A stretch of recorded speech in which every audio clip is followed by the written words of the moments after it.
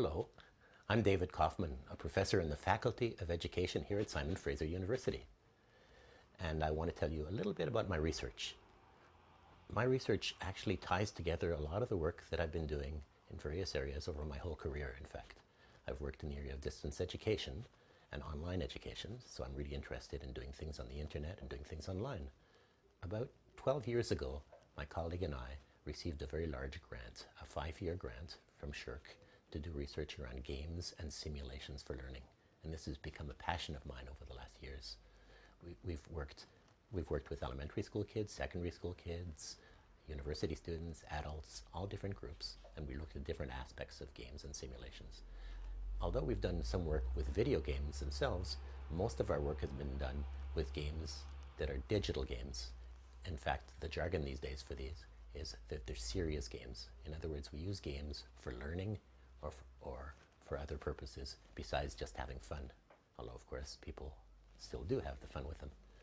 So the research that we've done usually looks at not only how they can be used and how they're useful, but in particular, what impact do they have on learning, what impact do they have on attitudes, what impact do they have on motivation, and a variety of other things.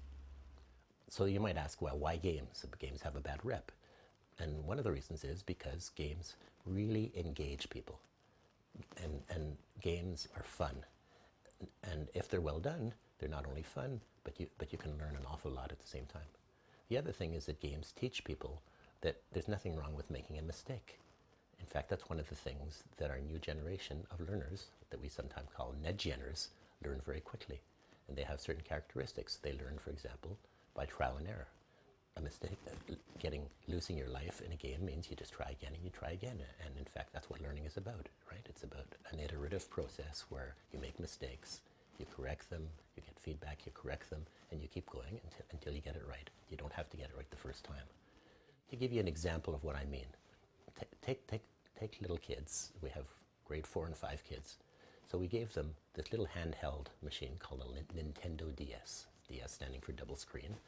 And we gave them Nintendogs, a cute little program, and they could choose their little dog, and that became their virtual pet.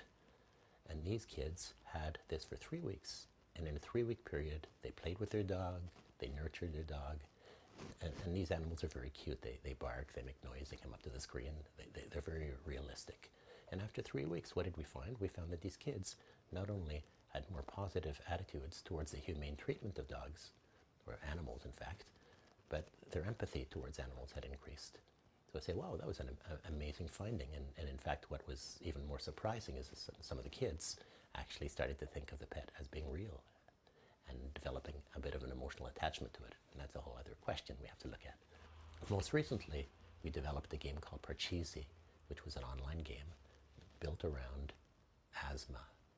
And again, we did the research with grade 5 and 6 kids in Quebec and in British Columbia, in the Francophone School District, and we found that students' knowledge of asthma and students' attitudes towards proper behavior around asthma improved as a result of playing that game.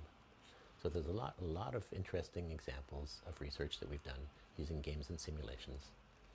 And the last thing I'd like to mention is that around video games, there's a misconception. People think that by playing digital or video games, it's a totally isolated experience.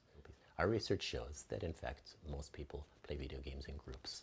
And by playing in groups, they learn, in fact, social behaviors and they learn how to collaborate better. So, in fact, in most cases, playing video games is not an isolated activity. If we look at this whole area of serious games, and in fact, even fun video games themselves, we see that they have tremendous potential to not only enhance students' engagement in learning, but in fact to improve learning and attitudes and motivation of students.